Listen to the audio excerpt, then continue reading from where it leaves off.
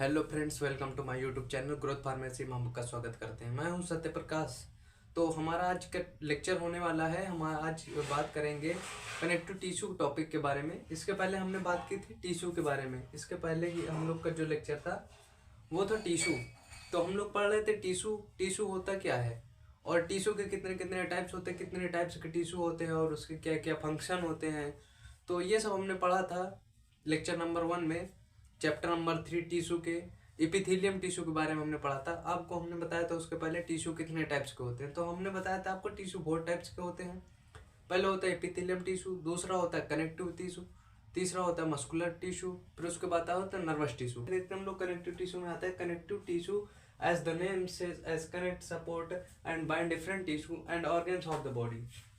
जो connective tissue होता है उसको हम लोग कनेक्टिव टिश्यू कनेक्ट भी कह सकते हैं, जो एक दूसरे को कनेक्ट करके रखता है।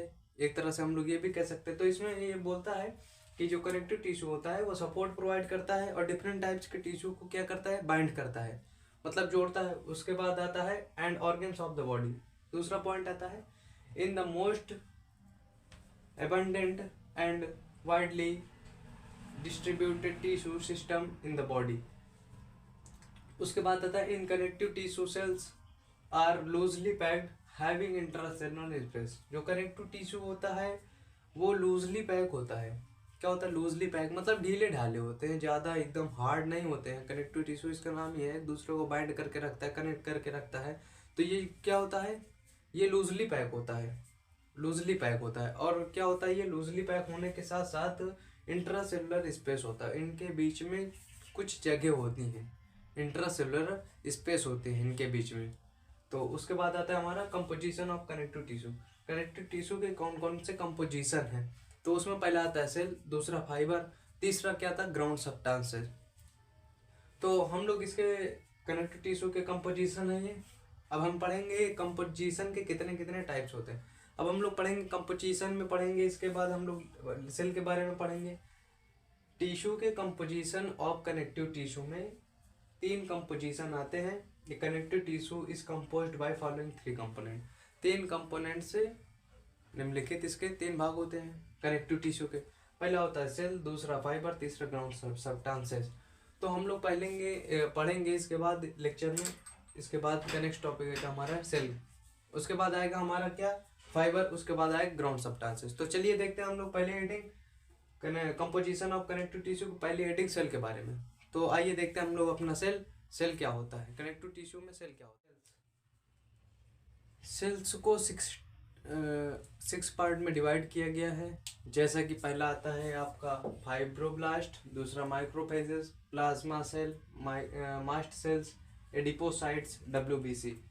तो सेल्स को इतने 6 पार्ट में डिवाइड किया गया है और उनके सबके क्या होते हैं, डिफिनीशन थोड़ी थोड़ी होती है, उसमें कुछ ना कुछ पॉइंट होते हैं। तो फाइब्रोब्लास्ट में जैसे देखते हैं कि ये हर जगह प्रेजेंट होता है, मान फाइबर हमारी बॉडी में हर जगह प्रेजेंट होता है।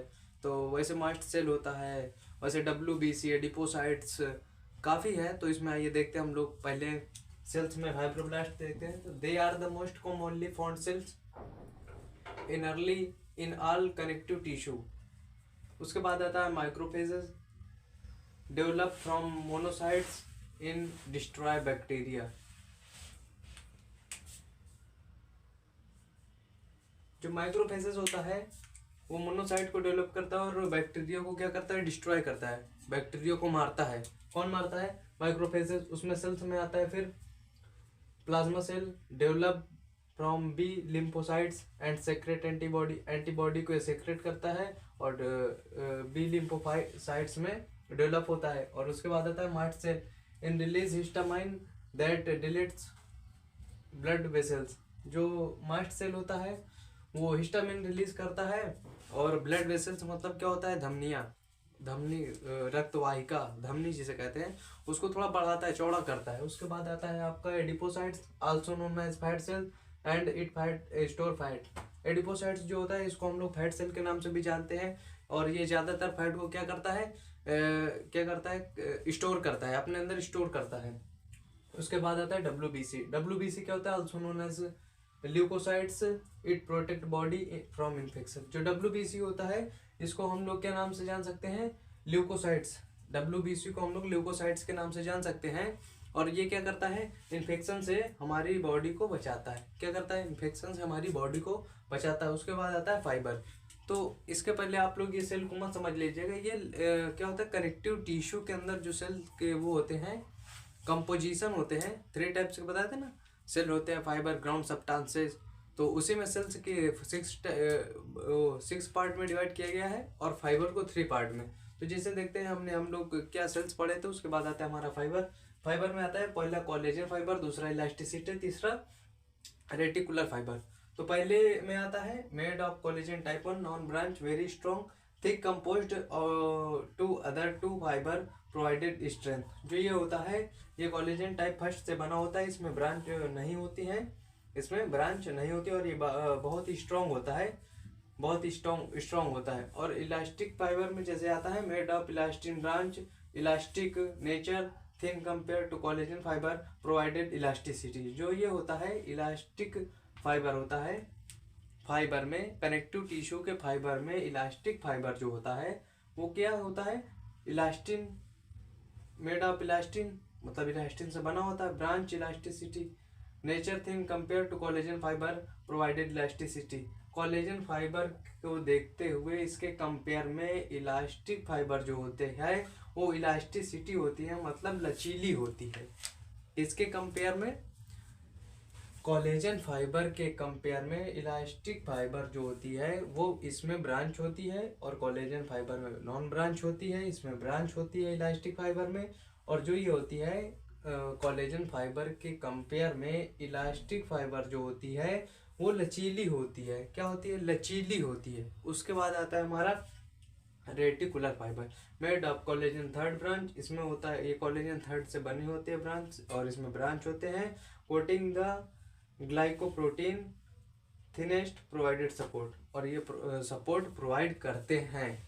इसके बाद आता है हमारा, ये हमने कनेक्टिव टिश्यू में पढ़ा, उसके क्या बोलते हैं, कंपोजिशन में 3 पढ़ा था। तो हमारा पहला हो गया सेल, दूसरा फाइबर, तीसरा है ग्राउंड सब्सटेंसेस। तो चलिए देखते हैं अगली ने heading ground substances. It is amorphous gel like substances in which cell fibre ends are suspended. उसके बाद आता है it primary composed of water, hyaluronic acid, glycoproteins ETC. Function of connective tissue. Connective tissue के function, connective tissue के क्या क्या function होते हैं, क्या क्या कार्य होते हैं, तो आइए देखते हैं पहले पॉइंट में। It connect different types body, it connect different body tissues. ये डिफरेंट बॉडी के अंदर डिफरेंट टाइप के टिश्यू होते हैं जिसको ये कनेक्ट करके रखता है। दूसरा आता है इसमें provide strength and protection to different body organs. Body के जितने भी डिफरेंट प्रकार के ऑर्गन्स होते हैं उसको क्या करता है, स्ट्रेंथ प्रोवाइड करता है और प्रोटेक्शन प्रोवाइड करता है, मतलब सपोर्ट प्रोवाइड करता है, प्रोटेक्शन प्रोवाइड करता है। तीसरा आता है ट्रांसपोर्टेशन एंड फैट स्टोरेज। कोई भी चीज, ट्रांसपोर्टेशन मतलब होता है कोई भी चीज को एक स्थान से दूसरे स्थान तक ले जाना, उसको ट्रांसपोर्ट, तो वही है तीसरा पॉइंट इसमें, ट्रांसपोर्टेशन एंड फैट स्टोरेज। तो ये क्या काम करता है, कनेक्टिव टिश्यू का जो फंक्शन है तीसरे पॉइंट में, वो ट्रांसपोर्टेशन का भी काम करता है और फैट स्टोरेज का भी काम करता है। उसके बाद आता है types of connective tissue. Connective tissue के कितने टाइप्स हैं, कनेक्टिव टिश्यू के कितने टाइप्स हैं, तो पहले ये 3 टाइप्स के होते हैं। पहला आता है हमारा लूज, दूसरा डेंस, तीसरा स्पेशलाइज्ड सिटी। सिटी मतलब connective tissue, connective tissue, city मतलब कनेक्टिव टिश्यू। अब आता है हमारा मस्कुलर टिश्यू। तो अभी तक हमने एपिथेलियम टिश्यू, कनेक्टिव टिश्यू, अब आता है हमारा तीसरा पॉइंट मस्कुलर टिश्यू।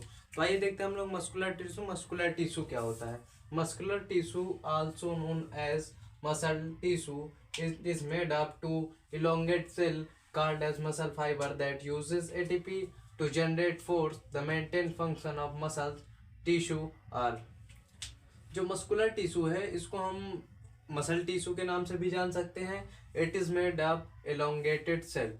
जो ये बना होता है, ये एलोंगेटेड सेल का मतलब होता है कोशिकाओं के समूह, कोशिकाओं के लगातार समूह से। एलोंगेटेड सेल मतलब एक दूसरे लंबे सेल, मतलब आपस में जुड़कर जो एलोंगेटेड सेल बनाते हैं उससे बना होता है। तो muscle fibre called as muscle fibre, इसको मसल फाइबर के नाम से भी हम बुला सकते हैं, इसको मसल फाइबर भी कह सकते हैं। That uses ATP to generate force, इसका प्रयोग एटीपी जनरेट करने में आता है। that maintains that main function of muscle tissue are। तो मसल टिश्यू का मेन फंक्शन क्या होता है? Product movement, stability, body position and maintain posture, producing heat. Product movement, किसी भी चीज को मूवमेंट करने में मदद करना। दूसरा होता है stabilize body position and maintain posture, posture को मेंटेन करना और बॉडी पोजीशन को स्टेबलाइज करना। तीसरा आता है प्रोड्यूसिंग हीट, हीट को प्रोड्यूस करना, मतलब हीट को बाहर निकालना। उसके बाद हमारा आता है types of muscle tissue. Muscle tissue के कितने टाइप्स होते हैं? तो the muscle tissue is of 3 types. Muscle tissue कितने प्रकार के होते हैं? तो मसल टिश्यू 3 प्रकार के होते हैं। पहला आता है हमारा स्केलेटल मसल टिश्यू, दूसरा आता है स्मूथ मसल टिश्यू, तीसरा आता है कार्डियक मसल टिश्यू।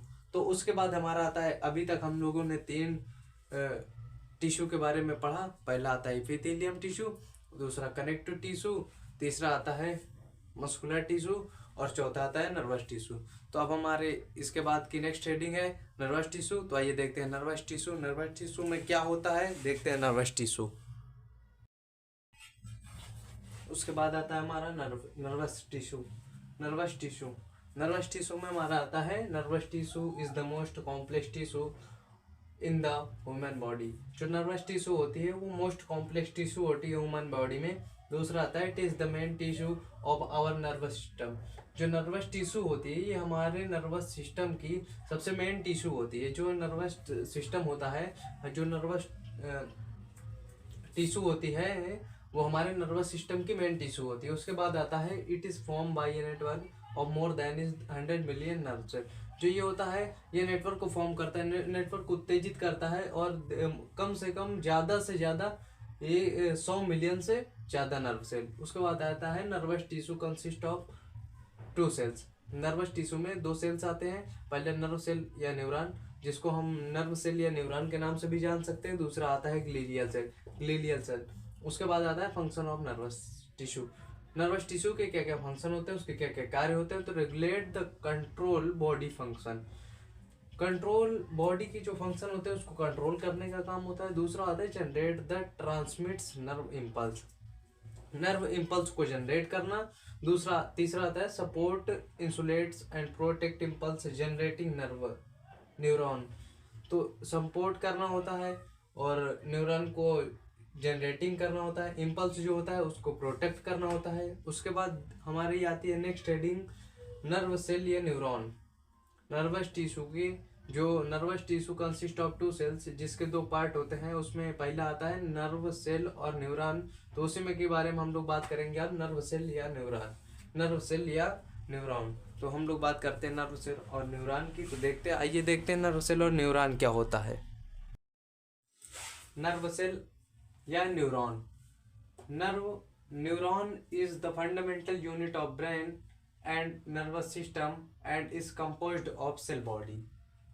जो न्यूरॉन होता है वो ब्रेन का फंडामेंटल यूनिट होता है। जो न्यूरॉन होता है वो ब्रेन का फंडामेंटल यूनिट होता है। और उसके बाद आता है nervous system and composed of cell body, और ये सेल बॉडी से कंपोज्ड होता है। दूसरा आता है dendrites, axon and axon terminals. तो पहले देखते हैं हम लोग cell body. It contains nucleus and other cell organelles. जो सेल बॉडी होती है वो न्यूक्लियस और अदर ऑर्गेनल्स को कंटेन करके रखता है। दूसरा आता है dendrites. There are short branch like structure that receive message from other neuron. जो डेंड्राइट्स होता है वो शॉर्ट ब्रांच होता है।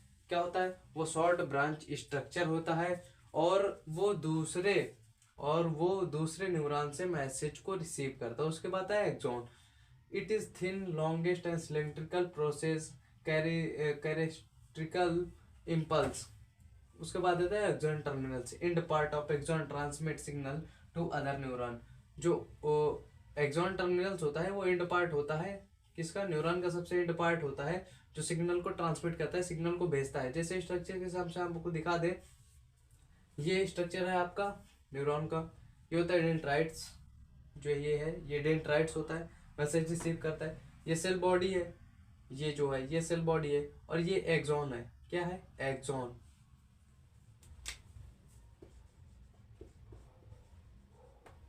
ये एक्सॉन है और ये क्या है, एक्सॉन टर्मिनल, सबसे लास्ट में एक्सॉन टर्मिनल्स होता है। उसके बाद आता है हमारा ग्लेलियल सेल। क्या आता है इसके बाद, ग्लेलियल सेल। अभी हम लोग पढ़ रहे थे नर्व सेल या न्यूरॉन, अब इसके बाद हमारा आता है ग्लेलियल सेल। तो आइए देखते हैं हम लोग ग्लेलियल सेल क्या होता है। ग्लेलियल सेल